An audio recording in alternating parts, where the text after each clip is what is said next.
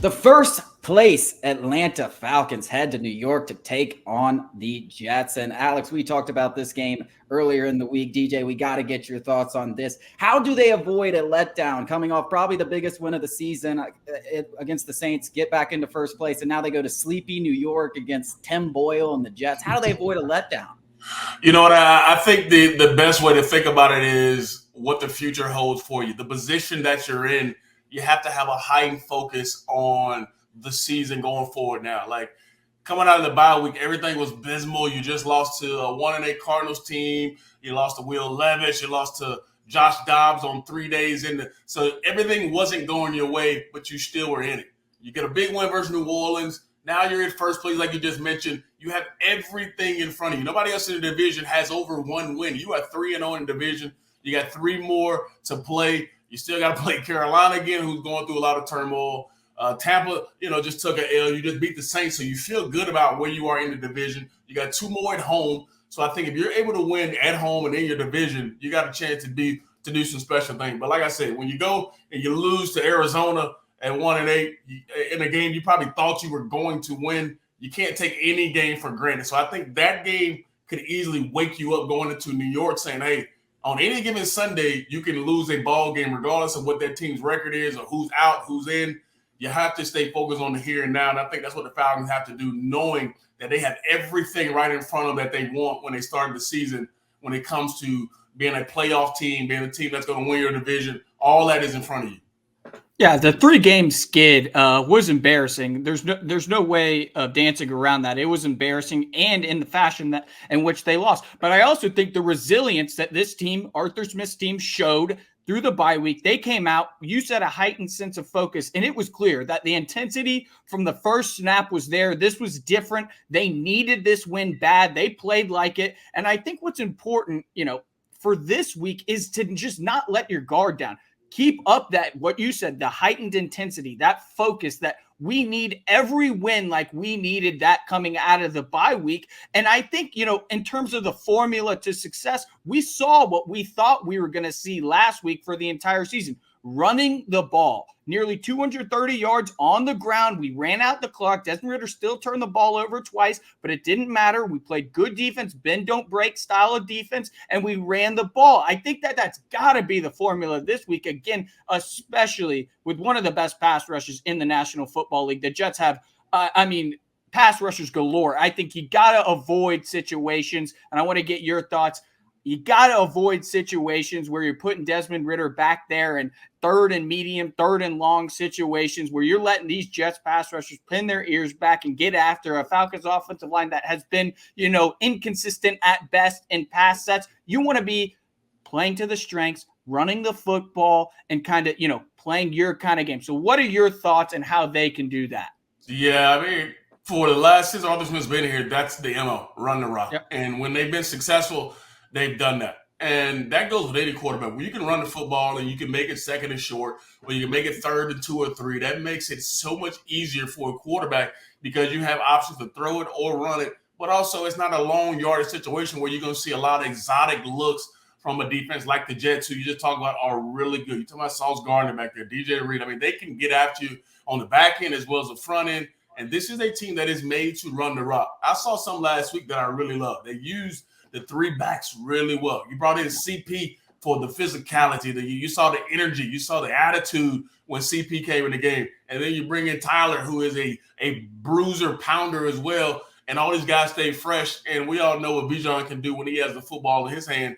And I thought using the way they use all 3 of those backs throughout the ball game where, CP didn't have to have 10, 15 carries. He had 6 or 7. And, Tyler had 10 carries. And he was averaging over 6 yards a carry, and Bijan was running the rock as well. I thought that was probably the most complete game where you use so many different guys in that ball game to run the rock, and then you allow Dez to be him. And of course, you gotta cut down on the penalties. You got to cut down on the turnovers. And I know the couple turnovers he had, I would say it had a lot to do with the guys around him, because you look at the one to Bijan, you got Jonnu Smith there right behind him. You got 2 or 3 guys in that same area. Bijan kind of throttles down in the hole on an angle route, and Bijan, and Dez lets it fly. and all of a sudden you got an interception. Anytime you throw a ball over the middle in the red zone where everything shrinks, it's probably going to be an interception. Then on the other one, he tried to throw the back shoulder, and Honey Badger sees it. Well, the receiver on the outside wasn't even running. He wasn't running full speed. So he's supposed to clear out that zone, and he wasn't. So there are a lot of things that are going around Dez that has to be better. But the one thing that I did like about him, he had 3 instances in the ball game where he used his legs to go get first downs. He ran the football. He got out of the pocket where they was about to collapse. That's something I think he has to use as the season goes on, because it makes a defense have to respect the run game from everybody on the field, including Desmond Ridder. So I thought the run game, you're right, spot on, have to run the rock versus a defense like this. And then you got to play complementary football all the way around.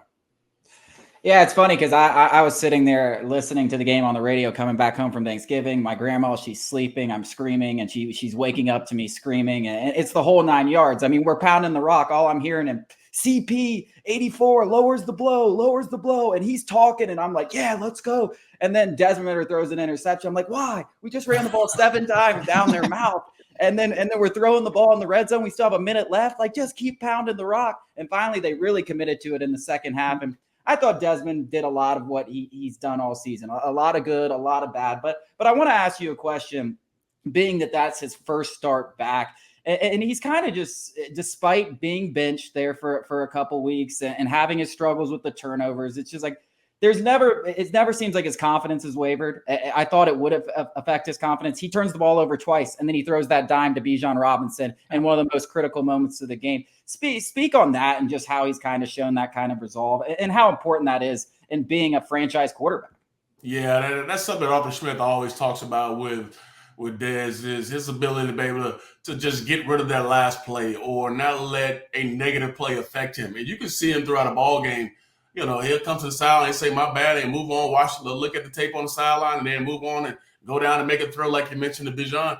This is a quarterback, I think, who has had so much success in his career that he knows what it looks like to play well. We've seen it this season. Like you just mentioned, Chase, he's played some good, he's played some bad, but we've seen him be able to operate within this offense, operate within the NFL, and drive this team down the field and score points. So I think that's where he drives from, those good instances where say, I can make plays in this league. I can be a quarterback that guys depend on for this Falcons team. And I think he has done that for the most part of the season. And he knows, you know, he's going to have other opportunities to play well. And I think when they said, all right, you're our guy for the next 7 games to end this season, that was the confidence he needed to kind of let it go, to be just loose, go play football. Because once you go out there and start thinking, okay, don't make a mistake or don't throw this football because it might be an interception, that's when the issues come up. That's when you have the real problems, and they want you to cut it loose. And when you're not, guess what? You're going to find yourself back on the sideline. So I think he's got the confidence for the rest of the season, and he's got the approval and trust from his head coach that he is the guy. So, yeah, I think you saw that late in the ball game, leading his team down to go get victory versus a hated rival is always good. And I think Dez will absolutely learn from it. And I think the best way to learn from these mistakes is in game. It's hard to simulate what you can do in practice. It's hard to simulate it just watching it on tape. You have to go through the fire, as we all know, to get better at anything you do. So the more reps he has, the more times he sees these different coverages or these different looks, he's going to have a better idea of how to grasp, how to play going forward. And I think it's going to ultimately be best for him.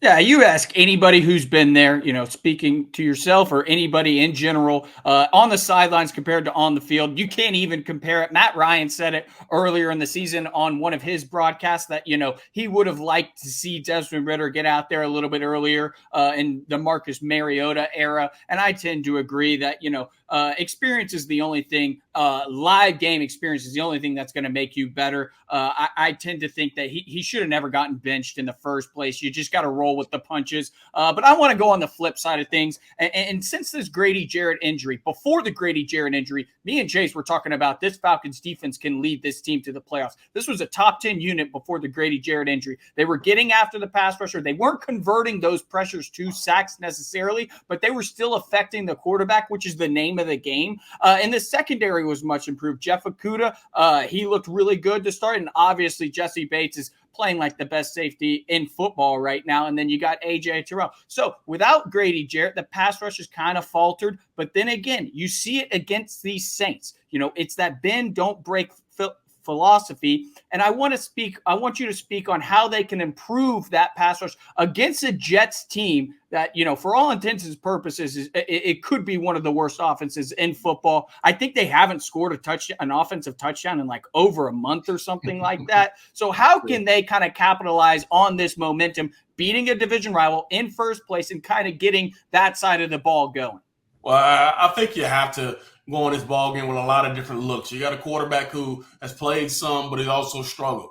I think the best thing that the Falcons have done is being able to disguise a lot of their looks. They brought a lot of zone blitz versus Derek Carr, where he thought he saw one thing pre-snap and then something else happened post-snap. And I think that's what the Falcons have to continue to kind of create that kind of pressure and chaos. Because like you just mentioned, we're not getting all the pressure and sacks you want with just rushing forward. Now, Arnold Ebiketie did win in the ball game on a one-on-one and get a sack versus Derek Carr, but I think you have to create that pressure and bring 5, bring 6, and mix up the looks on the back end where you're playing some zone, where you're playing some man.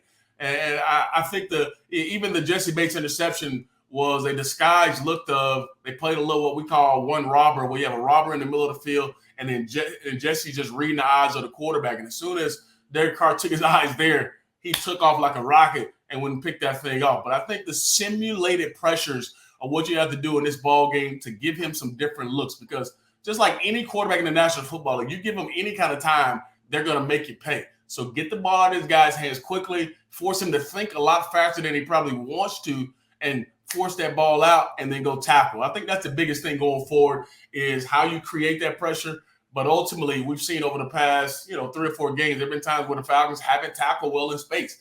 And they've done a good job of getting the ball out, but we've seen the yak yards that you don't want to see. And it's going to be a back and forth affair. It's going to be hard to score against that Jets defense. So I think points are going to be at a premium. If you can get an extra possession by stealing the football from them by a fumble or an interception, that bodes well for your offense to gain that extra possession versus a defense that is going to be pretty tough.